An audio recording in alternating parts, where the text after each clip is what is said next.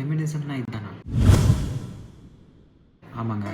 தமிழ் சினிமால அப்பப்ப இந்த மாரி ஒரு படம் வந்து ஒரு பெரிய தாக்கத்த உண்டாக்கும். ஒரு பெண்ணுரிமை, உமன் எம்பவர்மெண்ட், ஃபெமினிசம் அது எல்லாத்தையும் சேர்த்து போட்டு ஒரு கமர்ஷியல் பேக்கேஜாவும் குடுத்து, எல்லாத்தையும் யோசிக்க வைக்கிறதுக்காகவும் ஒரு படமா இது அமைஞ்சிருக்கு. இந்த படம் தாய் கிழவி. இன்னும் பேசுறதுக்கு முன்னாடி இந்த சீன பார்த்துட்டு வந்துருங்க. அவன் நகையை குடுறின்னு கேட்டு என்னை அடிக்கிறப்ப நீங்கெல்லாம் ஆம்பளண்டா அப்படித்தான் இருப்பியான் கொடுத்துக்கணும் அப்படின்றீங்க. ஆத்தா மட்டும்தான் அவன் என்னத்துக்கிட்ட இவனை கஞ்சி ஊற்றணும், நீயே 4 பொழப்ப கற்றுக்கிட்டு பொழைக்க பாருன்னு என்னை இங்கனை கொண்டாந்து வச்சுக்கிச்சு. ஆத்தா அது சௌரியமாக இருக்க என்னை இங்கனை வச்சு வேலை வாங்கி பாடா படுத்துதுன்னு ஊர்க்காரங்க எல்லாம் நினச்சி இருக்காங்க. ஆனால் நெசத்துக்கு ஆத்தா எனக்கு 6 துணையும் இல்லைண்டாலும் ஒரு பொம்பளை தனியாக தைரியமாக எப்படி பொழைக்கணுன்ட்டு பழக்கிக்கிருக்கு. இன்னைக்கு என் கையில் ஒரு பொழப்பு இருக்குது. என் மயனை நான் கரை சேர்த்துட்டு கௌரவமாக வாழ்ந்துடுவேன்.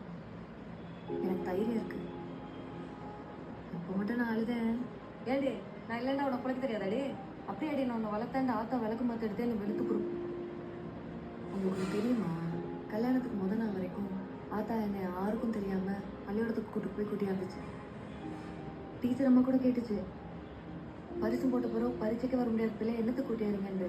அதுக்கு ஆத்தா சொல்லிச்சு, ஏதோ 2 எழுத்து சேர்த்து கற்றுக்கிட்டா, ஒரு 4 கணக்கு புதுசாக போட கற்றுக்கிட்டான்டா, என்னைக்காவது கை கொடுக்கும்ல அப்படின்ட்டுச்சு.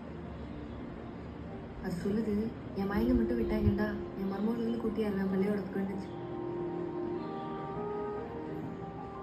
அதனால தான் நீங்கள் திண்டோட்டு தூங்கும்போது அது கோவம் வந்து எனத்தையாவது பழகங்கடின்னு கத்திக்கே இருக்கும். ஒரு சிலருங்கெல்லாம் இருக்காங்க.